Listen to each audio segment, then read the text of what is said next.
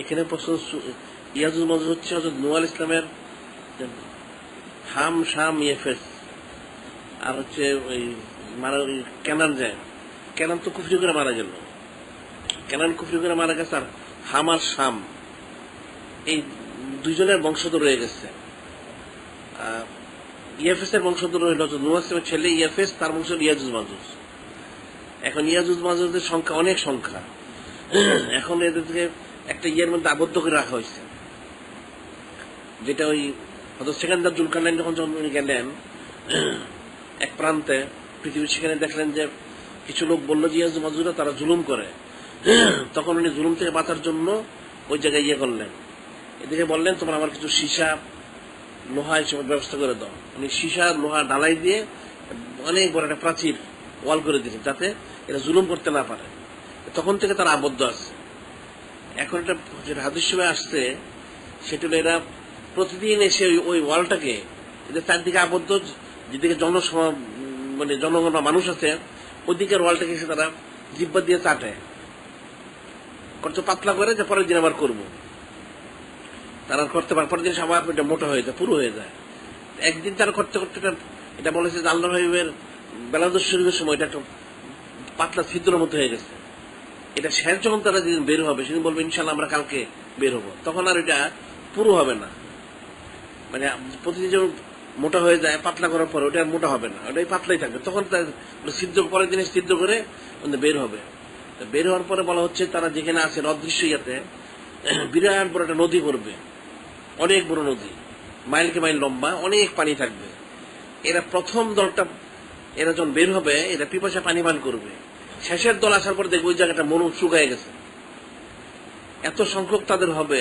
আর এত তারা মানে ইয়ের মতো আর কি বলা যায়, দেখে রাক্ষস, মানে খুব বেশি ইয়ে আর কি, খাদক, যেটা আকৃতি মানুষের আকৃতি একটু বড় আকৃতি, হ্যাঁ, যেটা দত্ত দানব বলতে মানুষের বুঝে, মানে সুরত তুলনামূলক বেশি বড়। এরা বের হলে প্রথম দলটা পানি খাবে, আস্তে আস্তে বের খাইতে দিতে থাকবে। শেষের দলটা যখন আসবে, সে দেখবে নদীর কোনো অস্তিত্ব এখানে নাই, এরকম তারাই সমস্ত নানা ইয়ে করবে। তখন আল্লাহ পাক ওই সময় হযরত ঈসা আলাইহিস সালাম বলবেন যে আপনি তুর পাহাড়ে আশ্রয় নেন, মুসলমানদেরকে নিয়ে আশ্রয় নেন, এরা আসবে, এরা এসে এলোমেলো কাজ করবে। এরপর এদের আল্লাহ পাক একটা ইয়ে করবে, পড়ার পরে এদেরকে অসুখ বিসুখ হয়ে তার সমস্ত মারা যেতে থাকবে। মারা যাওয়ার পরে যখন এরা পচে গন্ধ বের হবে, তখন দেখা যাবে যে আল্লাহ পাক খোদাই কিছু পাখি আসবে, এরা এসে তাদেরকে একজন করে নিয়ে কোথাও অদৃশ্য হয়ে যাবে। এরপর যে তাদের মারা যাওয়ার কারণে, পচা গলার কারণে দুর্গন্ধ থাকবে, একাধারা বৃষ্টি 40 দিন বৃষ্টি হবে, সমস্ত ধুয়ে মুছে পরিষ্কার হয়ে যাবে। এদের সংখ্যা যেটা বলা হয়েছে, হ্যাঁ এদের অনেক সংখ্যা, কত সংখ্যা সে নির্দিষ্ট নাই। এটা আমভাবে বলা যায় তখন পৃথিবীতে মানুষের যত সংখ্যা তার চেয়ে অনেক বেশি সংখ্যা হবে। আর ওই সময় পৃথিবীতে মানুষের সংখ্যা কম হবে, কারণ এর আগে যে যুদ্ধ জেহাদ হবে, যেটা বলা হয়েছে যুদ্ধ হচ্ছে ইমাম মাহদী আলাইহিস সালামের যে ইয়ের ব্যাপারটা, যুদ্ধ যে ইয়ের সময়, এই মানে মুসলমানদের খ্রিস্টানদের বিরুদ্ধে যুদ্ধ হবে, তখন 1000-এর মধ্যে 999 জন লোক মারা যাবে, মুসলমান শহীদ হবে আর কাফেররা মারা যাবে। 1000-এর মধ্যে 999 জন। এমন কোন পরিবার থাকবে না যেই পরিবারের লোকজন ইমানদার থাকলে শহীদ হয় না, আর কাফের থাকলে মারা যায় না। কারণ দুইটা গ্রুপ হবে, প্রথম হচ্ছে মুসলমান আর খ্রিস্টান হবে এক পক্ষ, ইহুদিরা আলাদা, ইহুদিদেরকে তছনছ করে দেওয়া হবে। ইহুদিরা আবার যখন তছনছ হয়ে গেল, তখন মুসলমানরা বলবে যে, মুসলমানরা তখন বলবে যে আল্লাহ পাকের রহমত, আল্লাহ দিয়েছেন আমরা কামিল হাসিল করছি, আর খ্রিস্টান বলবে ক্রুশের কারণে আমরা কামিল। তখন আবার মুসলমান আর খ্রিস্টান দ্বন্দ্ব শুরু হয়ে যাবে, আবার এই যুদ্ধ হইতে হইতে তখন অনেক খুন খারাপি হবে। তখন মুসলমানরা ওই সময় ইমাম মাহদী তালাশ করবে, খাইবার বন্ধ গিয়ে বসবে মুসলমানরা। সেখান থেকে হযরত ইমাম মাহদী জাহির হইলেন, ওনাকে নিয়ে তখন আবার যুদ্ধ শুরু হবে। এই যুদ্ধের এখন এটা 2য় বছর হোক, 3য় বছর বা 4th বছর ইখতিলাফ যাই আছে, এর মধ্যে তখন হচ্ছে ঈসা আলাইহিস সালামের মধ্যে ইয়ে হবে, এর মধ্যে আবার দাজ্জালও জাহির হবে। দাজ্জাল জাহির হয়ে দাজ্জালের সেটা তার কার্যক্রম শুরু করবে। তখন হচ্ছে ঈসা আলাইহিস সালাম নামবেন, মনে হচ্ছে দামেস্কের কোন এক মসজিদে তিনি আসবেন।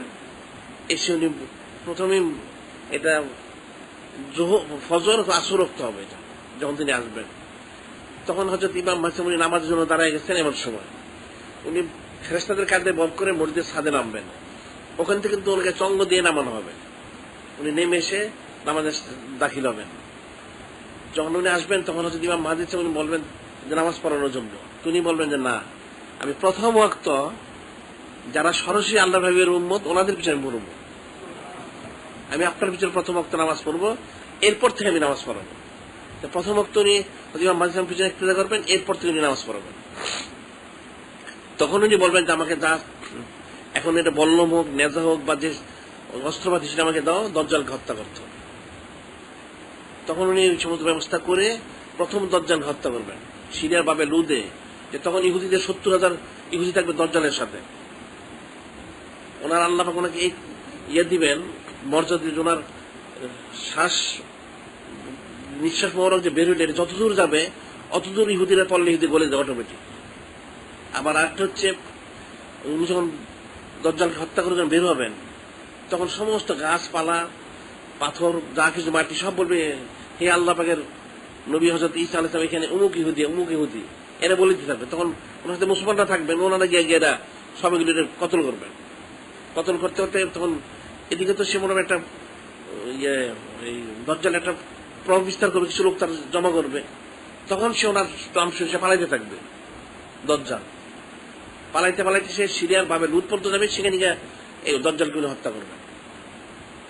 হত্যা করার পরে এরপর তিনি একটা মোটামুটি করা শেষ করবেন। এর মধ্যে হযরত ইমাম মাহদী উনি ওনার বেসান শরীফ লাখ হবে, ওনার সব সম্পন্ন করে উনি তখন শুরু করবেন। এর পরবর্তী সময় ইয়াজুজ মাজুজ বের হবে। হ্যাঁ হ্যাঁ, ইয়াজুজ মাজুজটা তো তারপরে বের হবে। ইয়াজুজ মাজুজ যখন বের হবে তখন এরপরে বের হবে। বের হয়ে তারা সব তছনছ করার চেষ্টা করবে। তখন তো মুসলমানের সংখ্যা অনেক কম হয়, যেহেতু অনেক মুসলমান শহীদ হয়ে গেছে। তো ইয়াজুজ মাজুজের সংখ্যা মুসলমান অনেক বেশি হবে। এটা ভাবে তারা বলে জিন ইনসানের চেয়ে বেশি, জিন তো সংখ্যা অনেক বেশি, ইয়াজুজ মাজুজের সংখ্যা অনেক বেশি হবে। তো এরা বের হয়ে যখন জুলুম শুরু করবে তখন মুসলমানদেরকে আল্লাহ পাক সরাই দিবেন। এদের সব যা করার তারা করবে, করার পরে এদেরকে আল্লাহ পাক নিশ্চিহ্ন করে দিবেন। নিশ্চিহ্ন করে দেওয়ার পরে যখন এদেরকে পাখিরা নিয়ে যাবে শেষে বড় ধরনের, তখন সেখানে বৃষ্টি হবে। বৃষ্টি হয়ে সব আবার ধুয়ে মুছে পরিষ্কার একদম মানে যে দুর্গন্ধ বা যত কিছু পচা গলা আছে সব পরিষ্কার একদম পাকসাফ হয়ে যাবে।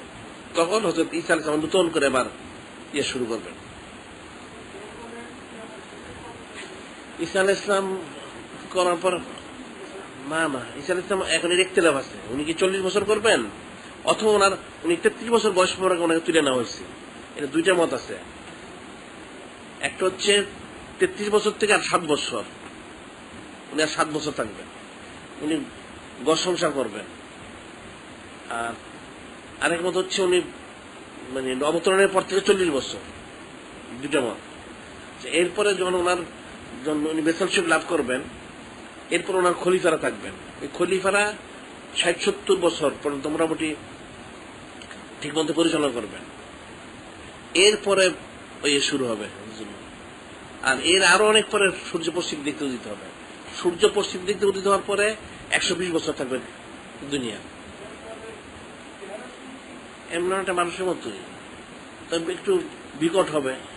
ঈসা আলাইহিস সালাম না ঈসা আলাইহিস সালাম করবেন, ওনাকে ঈসা আলাইহিস সালাম তো আসবেনই হযরত ইমাম মাহদী সাহায্য করার জন্য। কঠিন পরিস্থিতি, তো অনেক কঠিন পরিস্থিতি, কাফের মুশরিকদের জুলুম নানান দিকে সমস্ত রকম, এটা কঠিন একটা পরিস্থিতি। আবার দিকে দজ্জাল তো মানে সে মক্কা শরীফ মদিনা শরীফ ছাড়া পৃথিবীর সব জায়গায় সে বিচরণ করবে, যেখানে সেখানে সে চোখের পলকে, ইবলিসের মতো, শয়তানের মতো। সে যেখানে সেখানে যখন তখন সে বিচরণ করে সে যাবে, সেখানে গিয়ে মানুষদেরকে বিভ্রান্ত করার চেষ্টা করবে।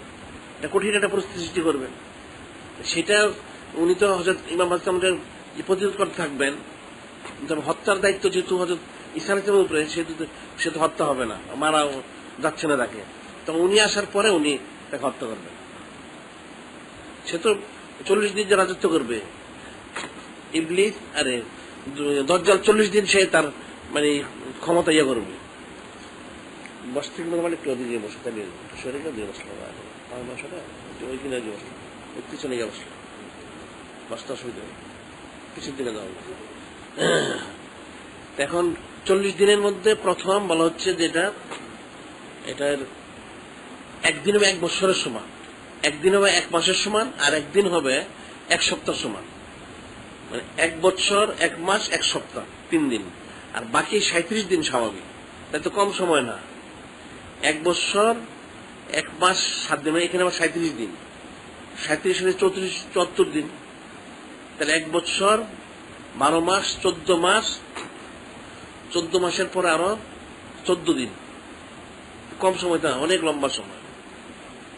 এবং সে সূর্যকে আটকে রাখবে, যার কারণে মানে এই সূর্যের প্রখরতার কারণে ওই এলাকাগুলিতে ফসলগুলি নষ্ট হয়ে যাবে।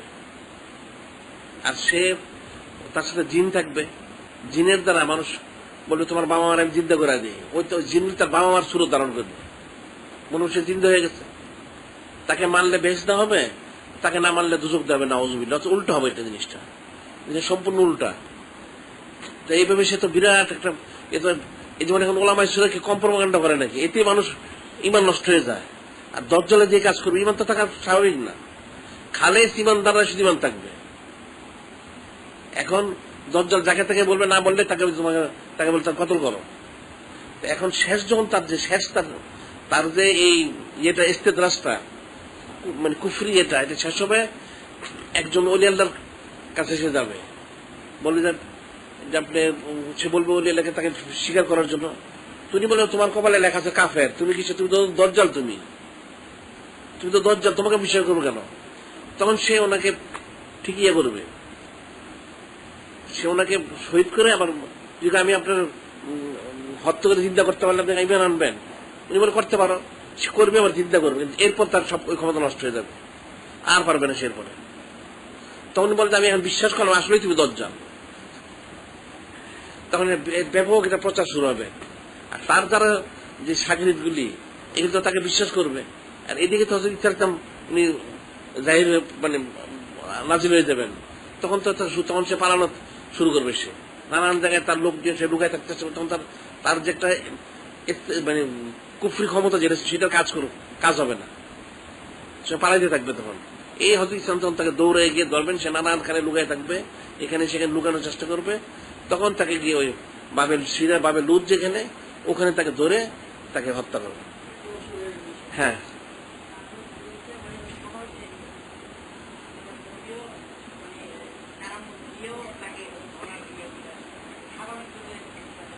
না এটা তো ওনার একটা কারামত, যেহেতু নবী থাকবেন না, মজুদ হবে না, কারামত হবে। ওনার কারামতের মাধ্যম দিয়ে তাকে পাকড়াও করবেন। হ্যাঁ, আর ওনার শ্বাস প্রশ্বাস যা চলতে থাকবে, ওটা ইহুদিগুলি পড়লে গলে যাবে অটোমেটিক। ওনার দৃষ্টিতে যতগুলি ইহুদি পড়বে, ওই পর্যন্ত ওনার শ্বাস বরং যাবে, এবং ওইটার পৌঁছা মাত্রই মানে যার যার ইয়েতে পৌঁছবে, ওইটাই ওখানে গলে যাবে অটোমেটিক। মানে একদম ইয়ে হয়ে যাবে, গলে গেলে যেরকম হয়ে যায় ওরকম গলে যাবে। এটা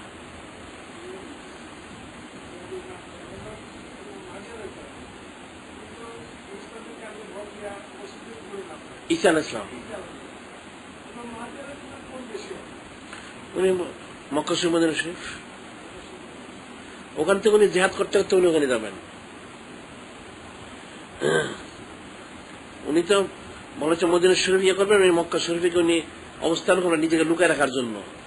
ওনার যখন যখন সমস্ত মুসলমানরা ওই মানে ইহুদিতে তো হারানো হয়ে গেল, খ্রিস্টানদের যুদ্ধ হয়ে গেল, শুরু হলো। এখন খ্রিস্টানরা মুসলমানদেরকে জুলুম করা শুরু করবে। জুলুম করা শুরু করলে তখন মুসলমানদের যে একজন শক্ত কেউ ইয়ে দিবেন, ইমামতির দায়িত্ব পালন করবেন, এমন ওটা ওনারা অভাব অনুভব করেন। তখন মনে মনে এক কাজ করে, এখন যে সময় মনে হচ্ছে ইমাম ভাজিলাম জাহির হবেন, এটা খেয়াল করে অনেক আউলি কেন ওখানে যাবেন। ওনারা যায় যে হাদিস হচ্ছে মক্কা শরীফে, কাবা শরীফে তাওয়াফের সময় প্রকাশ হবে। তুমি যখন কাবা শরীফ, উনি মদিনা শরীফ থেকে মক্কা শরীফ চলে যাবেন, ওখানে গিয়ে উনি কাবা শরীফ তাওয়াফ করতে থাকবেন। তাওয়াফ করা অবস্থায় কিছু আউলি কেন উনি চিনতে পারবেন, ওনার চেহারা মোবারক সুরত সিরত মধ্যে চিনবেন, দৃষ্টি ইনি হাজরত ইমাম ভাজিলাম হবেন, ওনার সুরত সিরত মোবারক যা বোঝা যায়। তখন বলবেন যে আপনি আমাদেরকে আমাদের বয়াত করান। উনি একটু আমতামতা করবেন, তখন গাইবেন হাজা খালিফাতুল্লাহ মাহাদি ফাস্তামে ওয়াতিউ। সমস্ত যারা এখানে মক্কা শরীফের, কাবা শরীফের মধ্যে, কাবা শরীফের আশেপাশে যারা থাকবে, তাওয়াফের মধ্যে আশেপাশে যারা আছে, সবাই এটা শুনবে। হাজা খলিফাতুল্লাহ মাহদি ফাস্তামিউ লাহু ওয়া আতিউহু, ইনি আল্লাহর খলিফা মাহদি আলাইহিস সালাম, ওনার কথা শোনো, ওনার ইতাআত করো। সমস্ত লোক এসে তখন ওনার কাছে বয়াত গ্রহণ করে, তখন ওনার ইয়েতে ইমামতিতে সবাই তখন নিয়াত যাবেন। 40 হবে। হ্যাঁ হ্যাঁ হ্যাঁ, ওই চিহ্নিত করার জন্য পড়ান।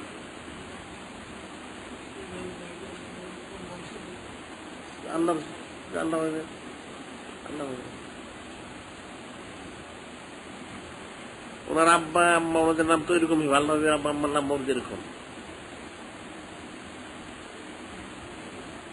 সেটাই তো বলে। যেমন কাদিনে যেমন ইমাম মেহেদী দাবি করলো, মুখ দাবি করলো, সে তো এটা কোনো প্রস্তুতি হয় না, অবান্তর কথা, এটা বাজে কথা একটা। ওনার যেটা ইয়ে করে থেকেও মুখতালিফ, তারপরেও মদিনা শরীফ উনি বেলাদ শরীফ লাভ করবেন, ওনার প্রকাশটা করবে মক্কা শরীফে। আমভাবে বলা যায় হেজাজ যে ভূমিটা মক্কা মদিনা শরীফে, এখানে ওনার অবস্থান থাকবে।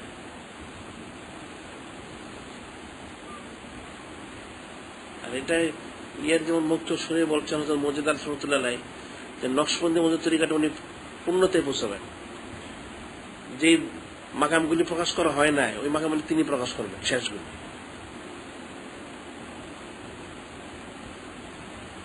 এখানে যেটা বলা হচ্ছে, কথা তো আমরা আরেকদিকে, ইয়াজুজ মাজুজ যেটা হচ্ছে নূহ আলাইহিস সালামের বংশধর, ইয়েফেস এর বংশধর। আর এখানে যেটা বলা হচ্ছে, এরা তো জালেম থাকবে, জালেমরা তো জান্নাতে যেতে পারে না। এখন এর পরে আল্লাহ পাক কি বলছে, আল্লাহ পাক রেখতে সাধারণভাবে যেটা বলা হচ্ছে, এরা জালেম থাকবে, জুলুম করবে, এরা ধ্বংস হয়ে যাবে। আর জিন এবং ইনসানের সম্মিলিত সংখ্যার চেয়ে বেশি হবে, মানুষের চেয়ে বেশি হবে। এখন জিন সম্মিলিত অংশ বেশি হবে কিনা সেটা জানাতে বলছে, অনেক অসংখ্য হবে, যেটা সাধারণভাবে গণনার বাইরে, ওইটাই বলা হচ্ছে। ওই জন্য আমভাবে বলা হয় জিন ইনসানের চেয়ে বেশি হবে, আসলে অনেক সংখ্যা হবে। আচ্ছা, এটা হয়ে গেল আলোচনা।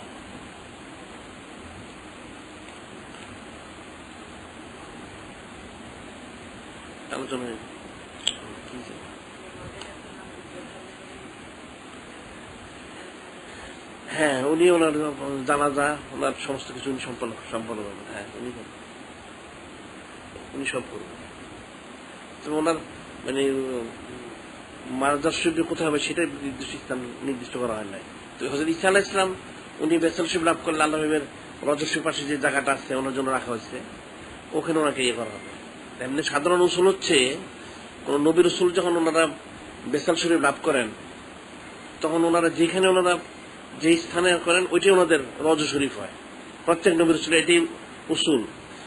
ঈসা আলাইহিস সালামের জন্য ব্যতিক্রম, যেহেতু আল্লাহ নিজেই বলছেন যে ওনার রজ শরীফ আমার পাশে হবে। এই জন্য উনি যেখানে উনি বেসাল শরীফ লাভ করেন না কেন, ওনাকে ওখানে নিয়ে ওনার ইয়ে হবে, দাফন মোবারক সম্পন্ন করা।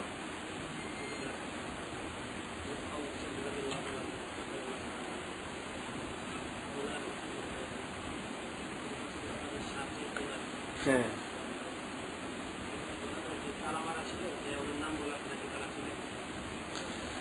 বাংলা মারা ছিল না, মানে ওখান থেকে স্বাভাবিক ছিলেন, যেহেতু ওখানে ওই আল্লাহ বেসাল শরীফের পরে যখন ওনাকে রজস্বী রাখা হইলো আল্লাহকে, তখন এখানে হযরত উম্মুল আয়েশা সিদ্দিকা রাদিয়াল্লাহু তাআলা আনহা, অন্য ওনারা থাকতেন, আর ফাতেমা রাদিয়াল্লাহু তাআলা আনহা। উনি তো 6 মাস একাধারে এখানেই ছিলেন, ওনারা ওইখানেই অবস্থান করতেন। হয়তো কখনো কখনো এদিক সেদিক থাকতেন, যাতে আদব আরো বেশি বজায় রাখা যায় সেই খেয়ালে, কিন্তু ওনারা ওইখানেই থাকতেন প্রায়, কিন্তু খোলাই ছিল। তবে আফজালুন্নাস বাদাল সিদ্দিক উনি বলছেন যে তোমরা আল্লাহকে এটা বলো যে আপনার যে খাদেম অমুক উনি এখানে ইয়ে করতে চান, যদি আল্লাহ অনুমতি দেন তাহলে তো অনুমতি দিচ্ছেন উনি। ওখানে যারা ছিলেন তারা শুনছেন, আর এটা না শোনার কি আছে এটা। তখন তো যেহেতু তখন যখন দেওয়া হইল ওনাকে, তখন পর্যন্ত যেহেতু হযরত ফাতেমা রাদিয়াল্লাহু তাআলা তো 6 মাস পরে উনি বেসাল শরীফ লাভ করলেন, তো উনি তো এখান থেকে ওনার যেখানে আলাদা রজস্বী সেখানে নিয়ে গেলেন। আর এখানে উম্মুল মুমিনিন রাদিয়াল্লাহু তাআলা ওনারা ছিলেন, শুধু ওনারা হুজুর শরীফে থাকতেন, ওনারাই জিয়ারত করতেন সবসময়, এবং ওখানে ওনারা রাত্র কাটাইতেন, অনেক ওখানে ঘুমাইতেন, পাশে ঘুমাই থাকতেন, সারাক্ষণে অবস্থান করতেন। তারপর যখন পরবর্তী সময় যখন উমর বিন খাত্তাব যখন করা হইল, তখন তাকে যেহেতু উনি একদম মাহারাম, গায়ের মাহারাম উনি, কাজে ওখানে তখন তো থাকার চলে না। তখন ওনারা সবাই পাশে থাকতেন, পাশে হুজুর শরীফ জিয়ারত করতেন পর্দা করে গিয়ে। কারণ এর আগে তো যেহেতু আফজল বাদের মতো আবু সিদ্দিক উনি আসার আগে সবাই এইভাবে যেতেন সাধারণভাবে, ওখানে তার কোনো ইয়ের প্রয়োজন ছিল না। যখন আফজল বাদার মতো আবু সিদ্দিক ওনাকে যখন এখানে রাখা হইলো, তখন উম্মুল হযরত আয়েশা সিদ্দিকার যখন বেরিত, সবাই ওনার পর্দা করে আসতেন জিয়ারত, যেহেতু উনি পিতা, কাজে ওনার পর্দার শর্ত ছিল না। তারপরে যখন উমর বিন খাত্তাব যখন ওনাকে রাখা হইলো, তখন আয়েশা সিদ্দিকার উনি নিজে পর্দা করে আসতেন, তখন এখানে আর কেউ থাকতেন না। এখন তো দরজা সব সিস্টেম হয়েছে, যেটা পরবর্তী সময় হয়েছে সেটা আলাদা, তখন তার গেলে ছিল না। এবং হযরত ওমর বিন খাত্তাব যখন রাখার জন্য বলা হলো, যখন আর্য করলেন, তখন উম্মুল হযরত আয়েশা সিদ্দিকার বলছিলেন যে আসলে আমি চিন্তা করছিলাম যে জায়গাটা আমার জন্য, যেহেতু হুজুর শরীফের মালিক তো উনি, ওইটা ওনার হুজুর শরীফ, ওনার অনুমতি ছাড়া তো এখানে কেউ থাকতে পারবে না। আর হযরত আবু বকর সিদ্দিক আফজল বাদরী উনি তো ওনার পিতা, কাজে ওনার তার অনুমতির দরকার নেই ওনার, সেই হিসেবে উনি এইভাবে থাকতে পারেন।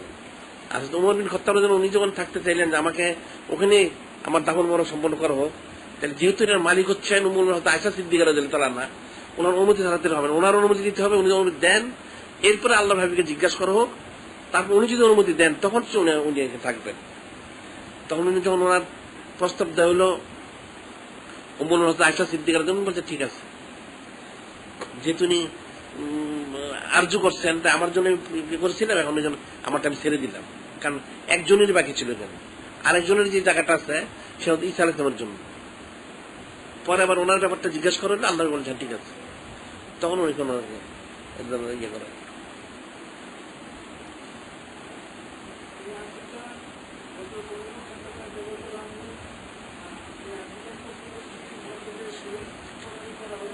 যখন উনি আহত,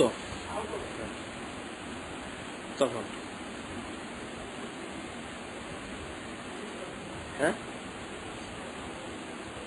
ওনারা উনি তো জানাতুল বাকিতে, আর আলী তো কুফাতে নজরে, কুফা নজর। এখন যখন খালি আছে ঈসা আলাইহিস সালামের জন্য,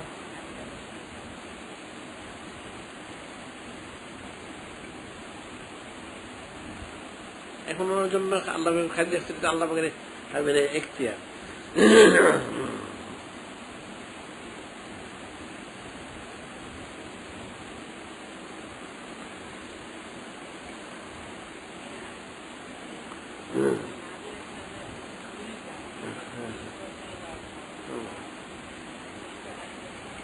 হ্যাঁ, কিছু করে থাকবে, ওনারা ঈসা আলাইহিস সালামের এটা খেয়াল আঞ্জাম দিবেন।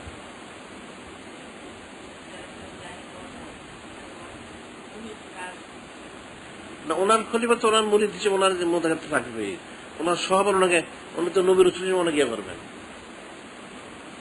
পরবর্তী যদি ইমাম মাজিদ যারা ছিল, ওনারা আবার পরে ঈসা আলাইহিস সালামের কাছে ইয়ে করবেন, বায়াত গ্রহণ করবেন।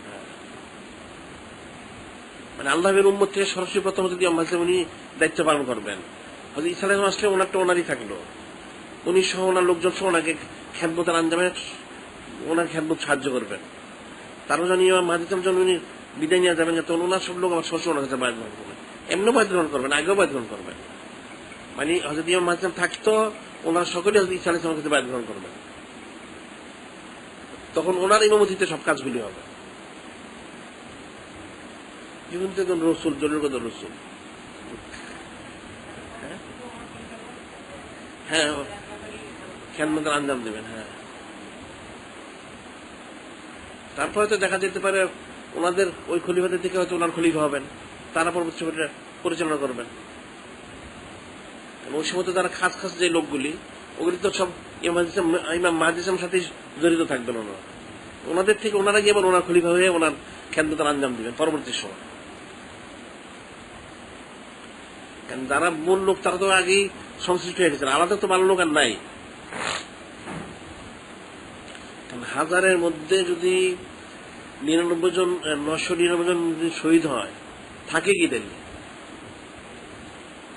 তাইলে ১,০০০-এর থেকে একজন, 1 লক্ষ থেকে তাহলে 100 জন,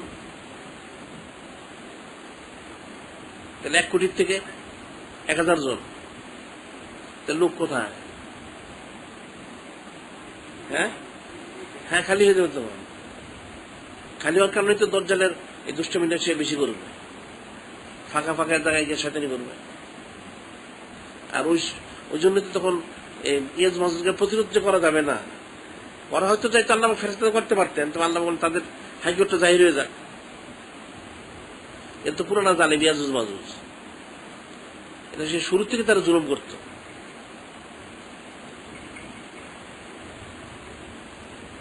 আর তখন আমার বলা হয়েছে বিষয় যেটা, সেটা হচ্ছে তখন কিয়ামতের শেষ মানে কাছাকাছি সময়, তখন ওই সমস্ত গাছের বা ফসল ফলাদি অনেক বেশি হবে। একটা আনার ফল সেটা মানে কয়েকজন মিলে মানে যদি খায় তাও শেষ করতে পারবে না। তখন দামও বেশি হবে, যে একটা গরুর মাথার দাম 150 স্বর্ণ মুদ্রা হবে,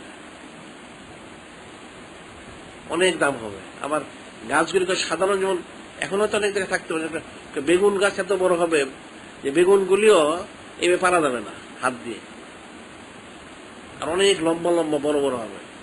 যে একটা বেগুনে একটা আনার ফল 40 জন খাবে, একটা বেগুন 40 জন খাবে, পেট ভরে যাবে। এখন দুইটা হবে, একটা বড় হবে আবার বরকত হবে, একসাথে দুইটা হবে। আর জমিন তো তার গাছ উদ্গীরণ করে দিবে, তার যত বরকত সব ছিটিয়ে দিবে, তার বরকতের কারণে ফসল বেশি হবে। এখন যদি 1 মন সেখানে 10 মন হবে, 10 মনের জায়গায় 100 মন হবে, দেখা যাচ্ছে খাওয়ার লোক নাই, ওই অনুপাতে তো লোক নাই। আবার জমিন মিরান থাকবে। আর এরপর আবার 120 বছর মানে কিয়ামতের আগে হবে সূর্য পশ্চিম দিক থেকে উঠবে। সূর্য পশ্চিম দিক থেকে এটা একটা অনেক লম্বা রাত্র হবে, সূর্য ওঠে না ওঠে না ওঠে, সমস্ত মানুষ হইতে শুরু করবে, পোলাপানটা কান্নাকাটি শুরু করবে, পশুগুলি ডাকাডাকি শুরু করবে। হঠাৎ দেখবে এরপরে মানে 1 রাত 3 রাত্র সমান হবে। হঠাৎ দেখা যাবে একদম খুব সরু একটা মানে চিকন একটা আলো নিয়ে সূর্য পশ্চিম দিক থেকে উঠতেছে। উঠতে উঠতে আস্তে আস্তে আলোটা প্রখর হবে না, সেরকম একটা চিকন হালকা একটা আলো যেরকম হয় মোটামুটি এরকম একটা আলো নিয়ে একদম মধ্য আকাশ আসবে, আবার পশ্চিম দিকে ডুববে, পশ্চিম দিক থেকে উঠবে, পশ্চিম দিকে ডুববে, এরপরে স্বাভাবিক হবে। তখন কিন্তু সবাই মানে হইতে শুরু করবে, হাউমাউ কান্নাকাটি শুরু করবে, তবর দরজা বন্ধ হয়ে গেল। এরপর কিন্তু সন্তান আর হবে না, যদি হয় ওই ছোট অবস্থা ইন্তেকাল করবে, কারণ তবর দরজা বন্ধ হয়ে গেছে আমভাবে, আর কোনো মানুষের সন্তান হবে না। যদি সন্তান হয় তাহলে সে ওই মাসুম হিসেবে তার ইন্তেকাল হয়ে যাবে।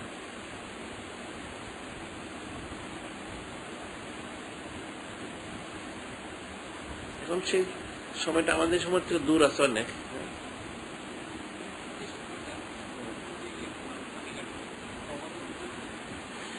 না কেন হচ্ছে না, হাত তো সকাল হচ্ছে না কেন? তখন বুঝতে পারবে না, তবা করবে করতে বুঝতে পারবে না। নেককারও তো তবা করবেই, নেককারও তো তবা করে ফেলবে, হয়তো বুঝতে পারবে, হয়তো হইতে পারে এরকম একটা কিছু করো না। আর বদকার তো তবা করবে না, বদকারটা দেখা যাবে ওইভাবেই যখন হঠাৎ যখন জাহির হয়ে যাবে সূর্যটা, একটা তীক্ষ্ণ মানে হালকা একটা আলো নিয়ে সূর্যের উঠবে, সূর্য আলোটা দেখলেই মানুষের মনে একটা হবে, ভীতি সঞ্চার হবে। এটা আবার কেমন, এটা সূর্যটা স্বাভাবিক সূর্যের যেরকম আলো থাকে এরকম আলো হবে না, ব্যতিক্রম কিছু হবে, যেটা দেখলে মানুষ একটু ভয় পেয়ে যায়। হ্যাঁ, ওইটা তো একদম যখন সিংহে ফুদ হবে তখন বাবা, এটা ওই সময়টা আস্তে আস্তে নেককার লোক ইন্তেকাল করতে থাকবে, নেককার লোকেরা আস্তে আস্তে ইন্তেকাল করতে থাকবে ওঠার পর থেকে, করতে করতে করতে যখন সমস্ত নেককার শেষ হয়ে যাবে যারা, তখন শেষে বলা হচ্ছে যে ওই হাফসি কিছু কৃতদাস তারা কাবা শরীফের একটা একটা করে ইট খুলে ফেলবে। ওইটা আল্লাহ বলছে যে আমি দেখতে পাচ্ছি হাফসি কৃতদাস গুলি কাবা শরীফ ইটগুলি খুলে ফেলতেছে। তখন কোরআন শরীফটা এর মধ্যে হয়তো জীবনের সব কোরআন শরীফ মানে লেখাগুলি যেগুলি নিয়ে যাবে, অদৃশ্য হয়ে যাবে। তখন কোরআন শরীফ খুললে আর কোনো লেখা পাবে না, তখন তারা কামড় শরীফটা খুলে ফেলবে আস্তে আস্তে। এরপরেই ওই সিঙ্গাপুর শুরু হবে। যখন ওইটা 120 বছর মেয়াদ পুরো হয়ে গেল, তখন সিঙ্গার ফুট এরকম হয় প্রথম, যে সিঙ্গার ফুটা প্রথম এটা সাধারণ একটা মানুষ একটা আওয়াজ করলে যেরকম, মানে একটা সাধারণ বাঁশির একটা আওয়াজ যেরকম, এটা হালকা একটা আওয়াজ হবে, সব জায়গায় সমান শোনা যাবে। সবাই বলবে ব্যাপারটা কি, এরকম আওয়াজ হচ্ছে কেন, যেদিকে যে সেদিকে আওয়াজ, যেদিকে যে সেদিকে আওয়াজ, ব্যাপারটা কি। এখন এই আওয়াজ যখন মানুষের মধ্যে আপসাবি একটা আতঙ্ক সৃষ্টি হবে। এখন আওয়াজটা প্রখর হইতে থাকবে, প্রখর হইতে দেখা যাবে আস্তে আস্তে মনের বাঘ বলল সব মানুষের কাছে আসবে, আস্তে আস্তে সব পশু জিন ইনসান এক হয়ে যাবে। এটা কি, কিসের আওয়াজ? যখন খুব প্রখর আওয়াজ, আওয়াজ অনেক আস্তে আস্তে মানুষ মারা যেতে থাকবে, পশু মারা যেতে থাকবে, আওয়াজ সহ্য করতে পারে সবাই। আওয়াজের তীব্রতা তার কানে আঙ্গুল দিয়ে কাজ হবে না, ওটা আওয়াজটা তার মধ্যে প্রবেশ করবেই। তা মানুষ আস্তে আস্তে পশু জিন ইনসান মরতে থাকবে, তা বিকট হবে। যখন বাড়তে থাকে মানুষ তো মরবে, এরপর যেটা বলা হচ্ছে পাহাড়গুলো উঠতে থাকবে তুলার মতো, এরপর আসমান খুলে খুলে পড়তে থাকবে। তখন মানুষের মধ্যে মানুষ শেষ হয়ে গেছে। আওয়াজের তীব্রতার কারণে সব জমিন চৌচির হয়ে যাবে, আসমান ফাটবে, যা চন্দন সব টুকরা টুকরে পড়তে থাকবে। তো তারপর আস্তে আস্তে একাধারা 6 মাস আওয়াজ হইলো, এরপরে সব অদৃশ্য হয়ে গেল। আবার আল্লাহ পাক 6 মাস পরে সৃষ্টি করবে। হ্যাঁ, কবরবাসী তো কবরবাসীতে থাকবে। হ্যাঁ, কবর থাকবে, কবরবাসীর জন্য তো এই ইয়েটা না, তারা অনুভব করতে পারে হয়তো, কিন্তু মূল হলে যারা জমিন আছে তাদের জন্য না। এটা পরে উঠবে, এটা পরে উঠবে। এমনি বলা হয় যে 3টা, আসলে সিঙ্গার ফুট হবে 4টা। একটা কিয়ামতের ইয়া দেওয়া হবে, এরপর সব নিশ্চিহ্ন করে দেওয়া হলো, তারপর আবার ওঠানো হবে, ওঠানোর পরে আবার আরেকবার হবে যখন আল্লাহ পাক যখন এই ইয়ে দিয়ে আর কি আরো সহজ, যেখানে যখন কুতুবদেব যখন অবতরণ করবেন, এটা 4র্থবার। ওই 4র্থবারটাই বলা হয়েছে যে যখন সবাই বেহুশ হবে, হয়তো মুসা আলাইহিস সালাম তখন বেহুশ হবেন না, যেহেতু উনি তুর পারে বেহুশ হয়েছিলেন। এটা ওনার একটা খুসরত বর্ণনা করা হয়।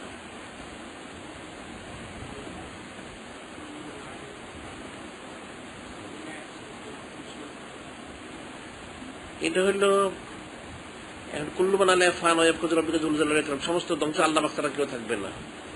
এটার 2টা অবস্থা আছে। একটা অবস্থা হচ্ছে যখন সব ফানো হয়ে যাবে, তখন তারপর 9টা জিনিস থাকবে অস্তিত্ব। আরশ, কুরসি, লৌহ, কলম, সিংহা, রূহ, আমল নামা, আর হইল আরশ, কুরসি, লৌহ, কলম, বেহেশত, দোজখ, রূহ, সিংহা, আমল নামা, 9টা জিনিস। আরশ, কুরসি, লৌহ, কলম, বেহেশত, দোজখ, রূহ, আমল নামা, সিংহা, এই 9টা জিনিস থাকবে কিছুক্ষণের জন্য। এই 9টা জিনিস ছাড়া সব হবে। এরপর কিছুক্ষণের জন্য দ্বিতীয় যখন দাপে যাবে, তখন আল্লাহ তখন কুল্লু বানালে ফান, দ্বিতীয় তখন সবকিছু ওইগুলো এই সমস্ত বিষয়গুলো কিছুক্ষণের জন্য ইয়ে হয়ে যাবে, ফানা হয়ে যাবে। আল্লাহ তখন লেমানি মুলকুল ইয়াম, রাজত্ব কার? আল্লাহ, লিল্লাহি ওয়াহিদুল কাহার, আল্লাহ পাকের একমাত্র। এখন এখানে একটা প্রশ্ন আছে, সেটা হলো যে সবকিছু ফানা হয়ে গেল, তাহলে আল্লাহর হাবিব যিনি নবীদের ওনার, তাহলে উনি কোথায় থাকবেন? উনি আসলে ওই যে প্রথমে কুদ্দুতে ছিলেন, উনি কুদ্দুতেই থাকবেন। আল্লাহ হাবিবের ওনার কোনো ফানা নাই, উনি ফানা হয়ে বাঁকা হয়ে রয়েছেন। আল্লাহ হাবিব যখন ওই সৃষ্টির শুরুতে যখন কুদ্দুতের বললেন আমি কুদ্দুতে ছিলাম, ওই কুদ্দুতের মধ্যে উনি থাকবেন, প্রবেশ করবেন। যেহেতু আল্লাহ হাবিবের সাথে কোনো মানে আসমান জমিনে আরশ করছে, লৌহ কলম, বেহেশতের কোনো সম্পর্ক নাই। আল্লাহ যখন আল্লাহ সৃষ্টি করলেন তখন কিছুই ছিল না। আল্লাহ কে নূর, নূরি, কোন জিনিস প্রথম সৃষ্টি করলেন? আল্লাহ হাবিবের ওজুদ মুবারককে। তো কোথায় ছিলেন? আল্লাহ কুদ্দুতের মধ্যে, বিল কুদরত, মানে কুদ্দুতের মধ্যে। আল্লাহ কুদ্দুতের মধ্যে আল্লাহ হাবিব অবস্থান করতেছিলেন। ঠিক আবার যখন সিংহা ফুদে যখন সব ফানো হয়ে যাবে, কেউ কারো অস্তিত্ব থাকতো, তখন আল্লাহ হাবিব উনি কুদ্দুতের মধ্যে অবস্থান করতে থাকতেন। আল্লাহ হাবিবের কিন্তু কোনো ইয়ে নাই, ফানা নাই।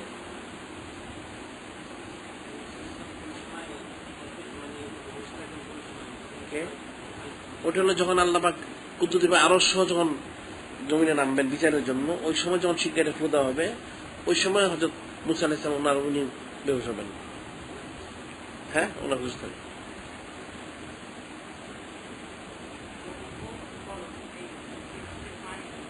লোহ হইলে একটা তক্ত, একটা ব্ল্যাকবোর্ড আছে না, এর মানে বড় ব্ল্যাকবোর্ডের মতো, এর পাশে কলমটা আছে, কলম আছে ওটা। এই কলমটা দিয়ে কুদ্দুস যেভাবে আল্লাহ পাকে লোহ মাহফুজে সব লেখাইছে। হ্যাঁ, ওটাও থাকবে, কিছুক্ষণের জন্য এটা অদৃশ্য হয়ে যাবে। কালেমা শরীফ আল্লাহের নাম মোবারক লিখতে দিত, কলমটা ইয়ে ফেটে গেল। আল্লাহ পাকের লা ইলাহা ইল্লাল্লাহ পর্যন্ত সে ঠিকই লেগেছিল। যখন আল্লাহের নাম মোবারক লিখতেন, তখন আল্লাহের রোবের কারণে এবং ওনার ইয়ার কারণে কলমটা ফেটে গেল সাথে সাথে। কলমের ডিপটা যেন ফাটা দেখানো হয়, ওই কলমের ডিপটাও ফাটা আছে। যখন আল্লাহের নাম মোবারক আসলো, যখন আল্লাহ বলতে তুমি লেখো আমার এই কালেমা শরীফ প্রথম লা ইলাহা ইল্লাল্লাহু, কলম ঠিক মতোই লিখলো। যখন মুহাম্মদ রাসূলুল্লাহ সাল্লাল্লাহু আলাইহি ওয়াসাল্লাম যখন আল্লাহর নাম মোবারক আসলো, তখনই কলম রোবের চোট এবং ইয়ের কারণে কলমটা মানে একটা ইয়ে করে ফেটে গেল।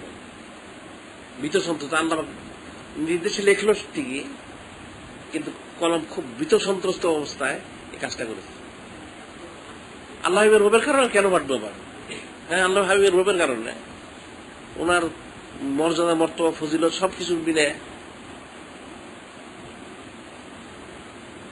উনি তো আল্লাহ বলছেন যে আমি তো কারো মতো না, লাস্তু কাদিকুম। কলম তো স্বাভাবিক লিখতে চাইছিল, কিন্তু কলম যখন এখানে গেল, তখন সে হাইকোর্টে যখন বুঝলো, তখন সে তো ইয়ে হয়ে গেল, ভীত সন্ত্রস্ত সে ফেটে গেল। এই জন্য মানুষ কলমটা যে ডিপওয়ালা কলম, যেগুলো ডিপ, হ্যাঁ ফাউন্টেন পেন যেটাকে বলে, ওটা তো মধ্যে একটা ফাটা থাকে, ওটা কলমটা ওই সময় ফাটছে, তখন থেকে এইভাবে হয়।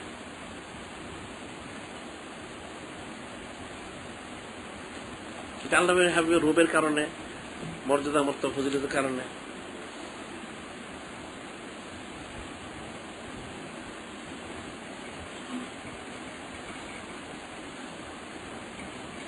এখন সেটাই তো বলা হয়েছে যে আসমান জমিন হোক, আরশ কুরসি হোক, লৌহ কলম হোক, যিনি মানে যা কিছু অন্য কিছু যিনি ইনসান ব্যতীত কি, এরা তো সবাই আল্লাহ হাবিবের কিছু উপলব্ধি করে। সব তো বুঝতে পারবে না, সবাই বুঝাতে কোনো প্রশ্ন হয় না, উপলব্ধি করে।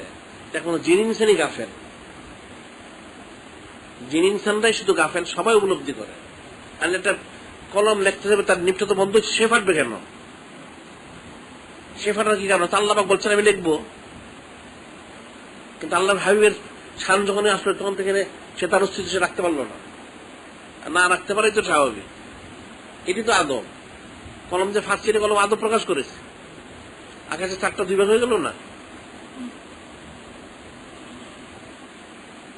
আকাশে 4টা 2 ভাগ হইল, সে তো আদব করলো। যখন তার 2 ভাগ হয়ে গেল, থরথরে কাঁপতেছিল 4টা 2 থেকে গিয়ে, অনেকক্ষণ ছিল এটা। চারটে জিজ্ঞাসা করতে কাঁপতেছে কেন? চার তো জবাব দিয়েছিল যে যিনি আল্লাহ পাকের হাবিব, নবীদের নবী, রাসূলদের রাসূল, যিনি নূরে মুজাসসাম হুজুর পাক সাল্লাল্লাহু আলাইহি ওয়াসাল্লাম, উনি আদেশ করেছেন। এখন এই আদেশ পালনে আমার কোনো ত্রুটি হয় কিনা, এই ভয়ের কারণে তার থরথর করে কাঁপতেছিল। সুবহানাল্লাহ, কিন্তু সোজা বিষয় না। চার তো 2 ভাগ হইলো ঠিকই, ইশারা কোনো মাত্র 2 দিকে সরে গেল, অনেক দূরে হয়ে গেল। পাহাড়ের 2 দিকে দেখা গেল চাঁদগুলি, এবং 2 দিকে তো চাঁদ তো কাঁপতেছিল। চাঁদ তুমি কাঁপো কেন? কাঁপার তো কোনো কারণ নেই এখানে। কাঁপার একটি কারণ শুধু যে আল্লাহ যে নির্দেশ করতে আদেশ করেছেন, এটা আমার দ্বারা পুরা তামিল হয় কিনা, কোন ত্রুটি হয়েছে কিনা, বেয়াদবি। এই যে লাওয়াং জাল্লাহ হাদাল কোরআন জাবালি লড়াই তো খাসিয়াম মুতাসাল মিন খাসিয়াতিল্লাহ, কোরআন শরীফ যদি পাহাড়ে না যেত, কোরআন শরীফ পাহাড় তো বরদাস্ত করতে পারতো না, টুকরো টুকরো হয়ে যেত। ব্যাপারটা তো এরকমই। চাঁদ তো সেটা বরদাস্ত করতে পারতেছিল না। এই জিনিসটা কিন্তু, এই অবস্থাটাই কিন্তু হবে হাসনের ময়দানে। যেটা আমরা বলি যে হাসনের ময়দানে যখন ওই মানে সমস্ত জমা হয়ে যাবে সবাই।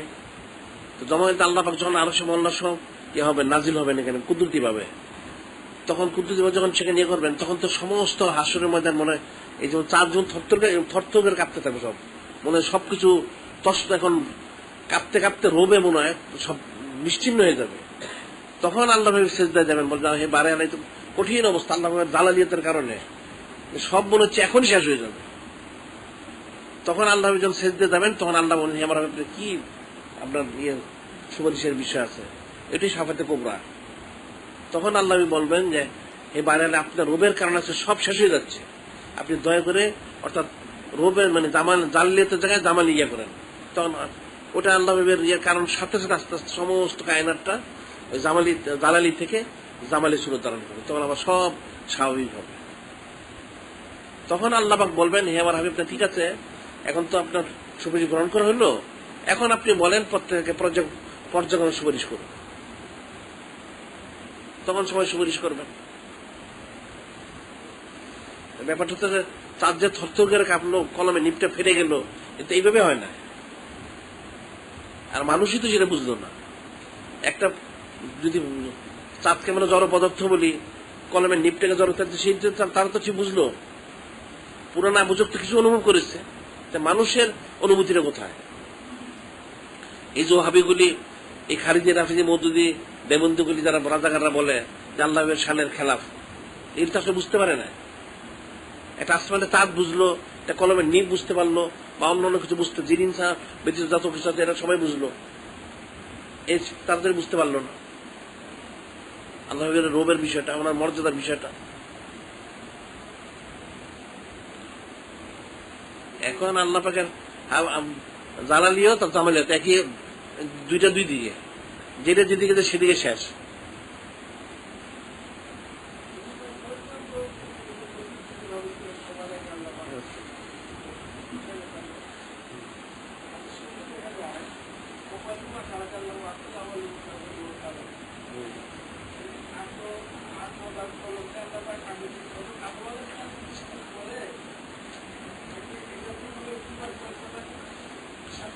না না, এটা ছিল আল্লাহ সৃষ্টি করার পরে, এটা হচ্ছে দুই ধাপে দুইটা প্রথম। সবটা তো এখন উমুকটা প্রথম, যেমন তাহলে ইসলাম প্রথম গ্রহণ করছেন কে?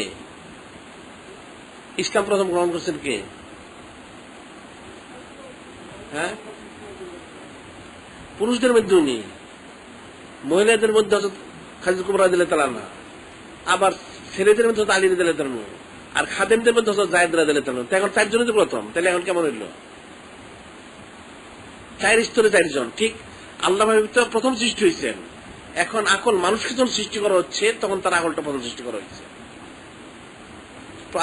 তখন আকলটা সৃষ্টি হয়েছে। আর কলমটা সৃষ্টি হয়েছে যখন এই ইয়ে করা, তখন প্রথম কলমটাকে সৃষ্টি করা হয়েছে। দুই দেবে প্রথম, দুটো এক জায়গায় প্রথম না,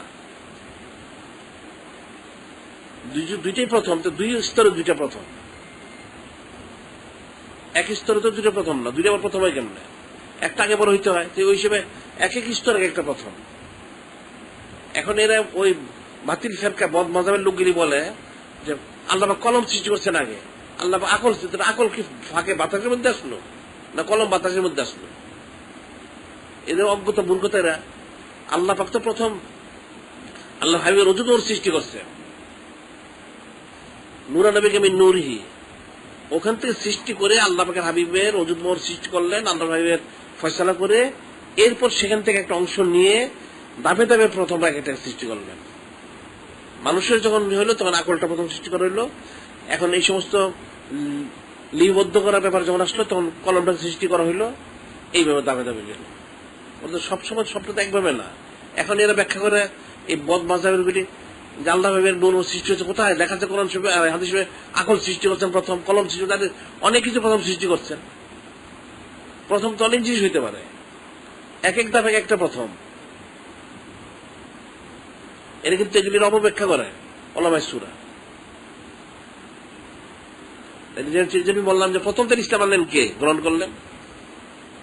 উম্মুল হাসান খাদিজা কুবরা রাদিয়াল্লাহু তাআলা আনহা, আবার এদিকে আবু বকর সিদ্দিক রাদিয়াল্লাহু তাআলা, আবার এদিকে যায়েদ রাদিয়াল্লাহু তাআলা, এদিকে আলী রাদিয়াল্লাহু তাআলা, প্রত্যেকে তো প্রথম ইসলাম আনছেন এক একজনের অবস্থা অনুযায়ী। আবার ওই কথা বলতে গেলে তো তাহলে সে বহিরা ইসলাম গ্রহণ করছে প্রথম, তাহলে আবার ওই যে ওই ওয়ারাকা বিন নওফল রাদিয়াল্লাহু উনি প্রথম ইসলাম গ্রহণ করছেন, প্রথমত শেষ নাই, এক এক ধাপে একজন প্রথম।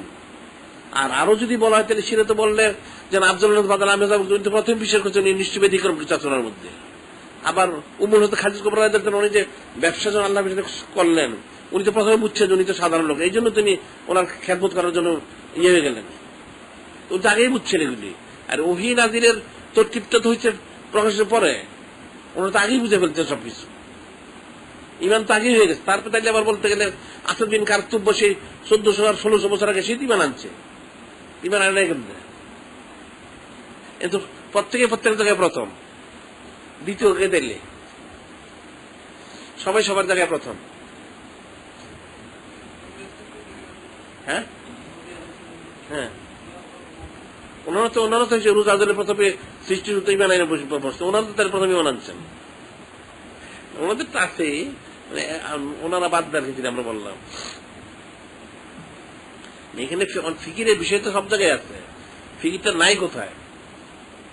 এখন আল্লাহের মর্যাদা ওলামায়ে সু হোক, আর ওয়াহাবি খারিজি রাফিজি মুতাজিলি হোক, বদুই দেওবন্দি হোক, আর এই রাজাকার এটা বুঝবে না কোনোদিন, এটা কোনোদিন বুঝবে না। আল্লাহের মর্যাদায় রাসূল বুঝে না। আল্লাহের মর্যাদা তো আল্লাহ পাকই প্রকাশ করেছেন, আল্লাহ হাবিব প্রকাশ করেছেন। নবী রসুল যারা ওনাদেরকে ওনাদের নবুয়ত রাসূল প্রকাশ করা হইল না, ওনার আল্লাহ ঈমান আনার খেদমত না করা সত্য না দেওয়া পর্যন্ত, এটা কি সোজা জিনিস নাকি? না, এটা কি প্রয়োজন ছিল? আল্লাহ আমি সৃষ্টি করছি, আমার সৃষ্টি যে নিচ্ছে সেটা করবে, ওটা বললেন না তো। আমার হাবিবের বাইরে কেউ যেতে পারবে না, হাবিব ঈমান আনতে হবে, ওনার খেদমত করতে হবে, সব সত্য পালন করতে হবে, তারপরে বাকি ফয়সালা সে যেই হোক, যিনি আনছেন হোক আর ফেরেশতা হোক, কারো কোনো এখানে ইয়ে নাই, কিলোকাল করার কোন সুযোগ নাই।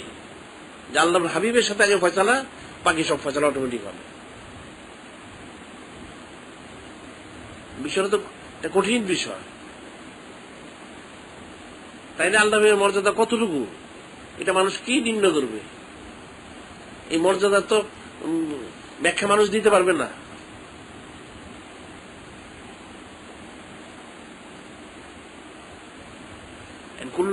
কুল্লু মান আলাইহা ফান ওয়া ইয়াবকা ওয়াজহু রাব্বিকা যুল জালালি ওয়াল ইকরাম, সব শেষ হয়ে যাবে, আল্লাহ পাক থাকবেন। এখন আল্লাহ পাক থাকবেন তো আল্লাহ কুদ্দুত থাকবে না, আল্লাহ কুদ্দুত থাকবে না, কোনটা কুদ্দুত কি থাকবে না? থাকবে না। তাহলে তো আল্লাহ তো কুদ্দুতের মধ্যে আছেন, তাহলে উনি আবার থাকেন না কেমনে? আল্লাহ হযরত জাবের বলেন যে আকবিনে আন আউয়াল শাইইন খালাকাল্লাহু ক্বাবলা আল-আশিয়া নূরান নবিকা মিন নূরিহি, কি করলেন হে আল্লাহ আমার বেয়াবি আনতো উম্মি, আমার পিতা মাতা কুরবান হোক, বলেন যে আল্লাহ পাক প্রথম তোমার যে আল্লাহের হাবিব যে নবী ওনার ওজুদ মোবারক ওনাকে সৃষ্টি করেছেন। ইয়াদুমিল কুদরত হাইসু আল্লাহ তাআলা, কুদরতের মধ্যে অবস্থান করতেছেন যেখানে আল্লাহ পাক চান। অর্থাৎ এই জিনিসটা মানুষ আকলের বাইরে, এটার বর্ণনা করলে মানুষ বুঝবে না। হাইসু আল্লাহ তাআলা, আল্লাহ পাক যেখানে চান তিনি আল্লাহের কুদরতের মধ্যে অবস্থান করেছেন। তো কুদরতে যদি অবস্থানই করেন তাহলে কুদরত তো থাকবে না, কুদরত থাকবে না, তাহলে সব ফানা হয়ে গেল, কুদরত থাকতে হবে।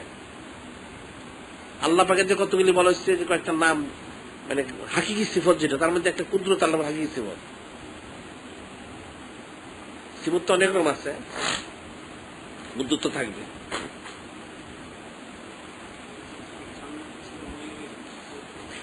হ্যাঁ, এটা তো ইমাম কাজী রহমাতুল্লাহ ওনার ইয়াতে লেখছেন, ওই বইটার নাম, ওই বইয়ের মধ্যে লেখছেন তো ইমাম কাজী আল্লাহ জান্নাতে ছিলেন, কি হয়েছিল, পর্যায়ক্রমে আসছেন, এটা বর্ণনা আছে, ঠিকই আছে। এখন এটাকে আল্লাহ পাক হয়তো এক একভাবে এক এক সময় রাখা পছন্দ করছে, সেভাবে রাখছেন। হ্যাঁ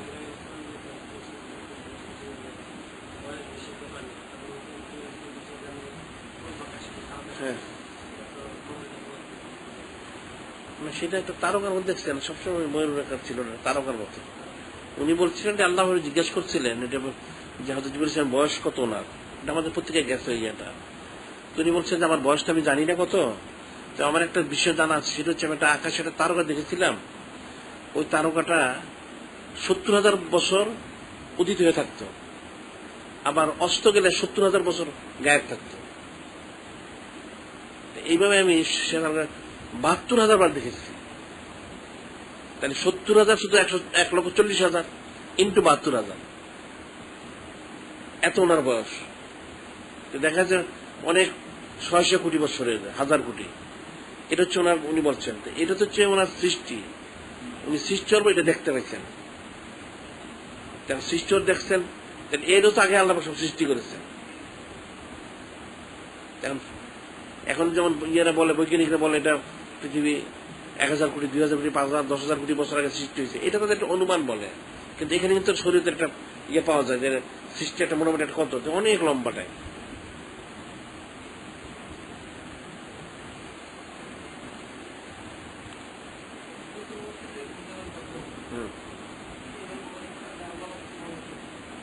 হ্যাঁ অবশ্যই আল্লাহ বলছে তো, ঠিকই তো আছে। হ্যাঁ ঠিকই তো আছে, কুদ্দুতের মধ্যে অবস্থান আর কি আসলে। হ্যাঁ ডিউটি করবেন, ফেরেশতাদের কাজ থাকবে না। যেমন সাধারণ বলা হয় একটা লোক ইন্তেকাল করলে তার যে ফেরেশতা কেরামান কাতিবিন যে লেখক, এই ফেরেশতারা তার কবরে বসে তার জন্য ইয়ে করতে থাকে, মাগফিরাত কামনা করতে থাকে নেককারদের জন্য। আল্লাহ যাদের জন্য যে ফেরেশতা তারা ওই ডিউটি করবে। যখন মানুষ যখন জান্নাতে কিয়ামত হয়ে যাবে, ফেরেশতাদের ডিউটি তো থাকবেই, আল্লাহের কুদ্দুত থাকবে না। কুদ্দুত থাকলে তো ডিউটিও থাকবে। এখন তখন কে কি করবেন সেটা আল্লাহ পাক ফয়সালা করবে, তবে কুদ্দুত থাকবে। এখন আল্লাহ পাক এত, এখন যেমন সাধারণ বলা হয়েছে একটা লোক, সাধারণ লোককে 10 বেহেশত, 10 দুনিয়ার মতো বেহেশত দেওয়া হবে। আম বেহেশতি, আম বেহেশতি, সাধারণ বেহেশতি, সে পৃথিবীর 10 গুণ পাবে একটা সাধারণ বেহেশতি। তাহলে এখন 10 গুণ একটা লোক পাবে, খাস যারা তার কত গুণ পাবে? এখন এটা সাধারণ বোঝার জন্য যথেষ্ট এতটুকু, যেমন আকাশের দিকে যদি তাকায়, যদি কোন কোন তারকাগুলি আছে পৃথিবীর থেকে কোটি কোটি গুণ বড়। এখন দেখা যায় আকাশে যতটুকু জায়গায় তারকা তার চেয়ে খালি জায়গা কিন্তু বেশি। যদি ভালো করে লক্ষ্য করে দেখবে আকাশের মধ্যে তারকা যতটুকু খালি জায়গা কিন্তু হচ্ছে বেশি। এখানে তো একটা অনুভব করা যায় কত বড় দুনিয়াটা। একটা তারকা যদি পৃথিবীতে কোটি কোটি গুণ বড় হয়, সেটার ফয়সালা কি? 10 দুনিয়া কোনো কোটি দুনিয়া দিলে কি আল্লাহ পাকের তো শেষ নাই?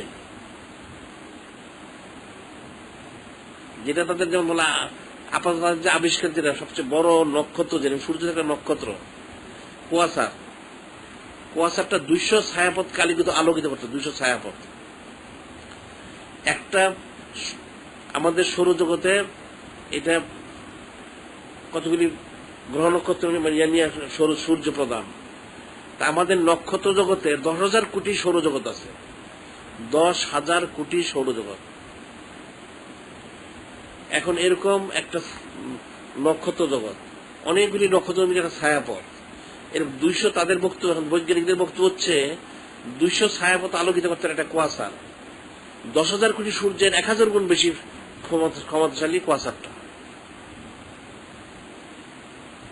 এখন এটা একটা বৈজ্ঞানিক একটা, এটা একটা সাধারণ বিষয়। তা আল্লাহ পাকের কুদ্দুত তেলে কতটুকু? এখন ওই কুয়াশার তো আকাশেই আছে, ওটা দেখা যায় ছোট একটা। আর সাধারণভাবে পৃথিবীর থেকে 13 লক্ষ গুণ বড় হচ্ছে সূর্য। পৃথিবী থেকে 13 লক্ষ গুণ বড় সূর্য। সূর্যের থেকে লক্ষ লক্ষ গুণ বড় তারকা আছে। হ্যাঁ, প্রথম আকাশের নিচে। আবার বলা যে প্রথম আকাশটা হচ্ছে দ্বিতীয় আকাশের তুলনায় ডিমের মতো। মানে প্রথম আকাশটা এত বড়, এটা দ্বিতীয় আকাশের কাছে গেলে মনে হচ্ছে ডিম। এটা আবার দ্বিতীয় আকাশটা মনে হচ্ছে তৃতীয় আকাশের কাছে ডিমের মতো। আবার তৃতীয় আকাশটা হচ্ছে চতুর্থ আকাশের কাছে এরকম, চতুর্থ আকাশটা হচ্ছে পঞ্চম আকাশের কাছে এরকম, পঞ্চম আকাশ ষষ্ঠ আকাশের কাছে, ষষ্ঠ আকাশ সপ্তম, সপ্তম আকাশটা হচ্ছে আল্লাহ পাকের কুরসি যে রয়ে গেছে এর নিচে এরকম। এই যে বিষয়টা, আরশটা আবার এরকম।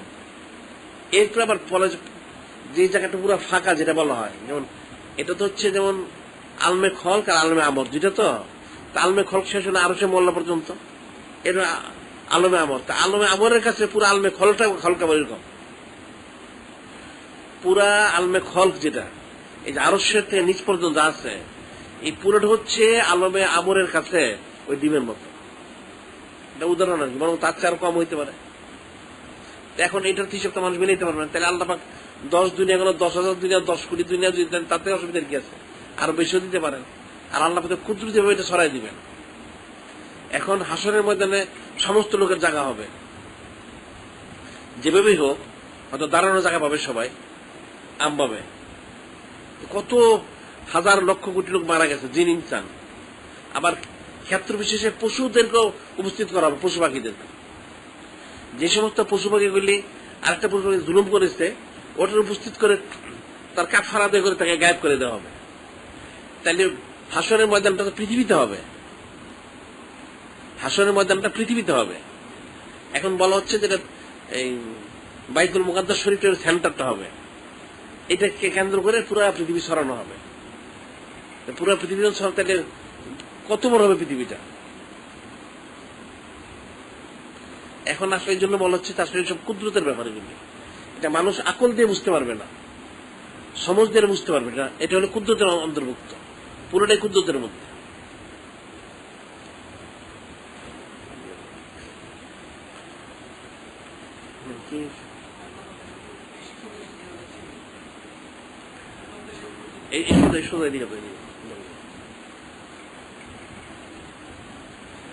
এখন সেটা আল্লাহ পাকের কুদরতের অধীন, আল্লাহ পাক ফয়সালা করবে। এটা এইভাবে সোজা দিয়ে দাও, একবারে ওই কর্নার দিয়ে গেলে কি হবে?